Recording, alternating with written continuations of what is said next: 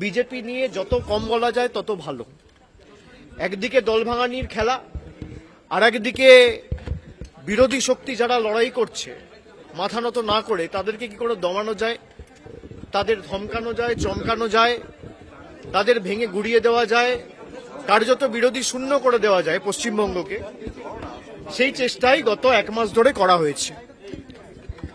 প্রথম দিকে এসআইআর এর নাম করে উপযুক্ত ভোটারদের ভোটার তালিকা থেকে নাম বাদ দেওয়া, পরবর্তীকালে জোর জবরদস্তি কাউন্টিং ভেন্যু থেকে বল প্রয়োগ করে অন্যান্য দলের রাজনৈতিক কাউন্টিং এজেন্টদের বার করে দেওয়া, তারপরে পোস্টপোল ভায়োলেন্সের নামে কি তাণ্ডব লীলা চলেছে আমরা সব জায়গায় দেখেছি। বিরোধীরা যাতে বিরোধী দলনেতার স্বীকৃতি না পায় সেই নিয়ে ষড়যন্ত্র, কনস্পিরেসি, দল ভাঙানো, এমপি ভাঙানো, এমএলএ ভাঙানো, এইসব করে কোনো লাভ নেই। তারা ভেবেছিল যারা এজেন্সির ভয়ে এদিক ওদিক চলে যাচ্ছে মমতা বন্দ্যোপাধ্যায়ের সাথে বা মানুষের স্বার্থকে সামনে রেখে যারা লড়াই করছে আমরা হয়তো চলে যাব, দমে যাব, মাথা নত করব, আত্মসমর্পণ করব, বিকিয়ে যাব। আমাদের গলা কেটে দিলেও আমরা আত্মসমর্পণ করার লোক না, আমরা লড়াই করার লোক।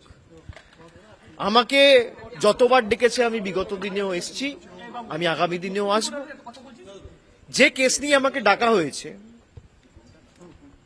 এই যে মামলা কেস 4 বছর আগে ইসিআইআর রেজিস্টার হয়েছে, সিবিআই এনকোয়ারি শুরু করেছে জুন মাসে 2022 সালে। তৎকালীন শিক্ষামন্ত্রী পার্থ চট্টোপাধ্যায় গ্রেপ্তার হয়েছিলেন জুলাই মাসে। যারা যারা গ্রেপ্তার হয়েছিলেন কেউ আজ পর্যন্ত এখন আর কাস্টাডিতে নেই, সব বেল পেয়ে গেছে। কোনো সুরাহা হয়নি। যাদের চাকরি পাওয়ার কথা ছিল আমরা সকলে চেয়েছিলাম প্রক্রিয়া যত তাড়াতাড়ি সম্ভব হয়ে উপযুক্ত ব্যবস্থা নিয়ে মেধাযুক্তদের তালিকায় কোনোভাবে নাম তুলে যথাযোগ্যভাবে এই চাকরির প্রক্রিয়াটা একদম ট্রান্সপারেন্ট ভাবে করা হোক।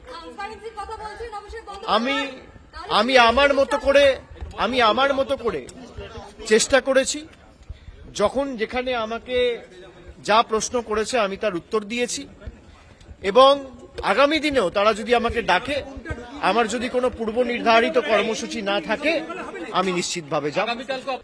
বিরোধীরা যাতে বিরোধী দলনেতার স্বীকৃতি না পায় সেই নিয়ে ষড়যন্ত্র, কনস্পিরেসি, দল ভাঙানো, এমপি ভাঙানো, এমএলএ ভাঙানো, এইসব করে কোনো লাভ নেই।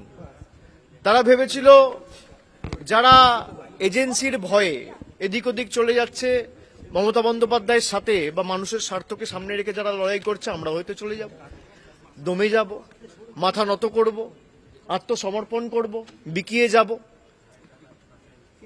আমাদের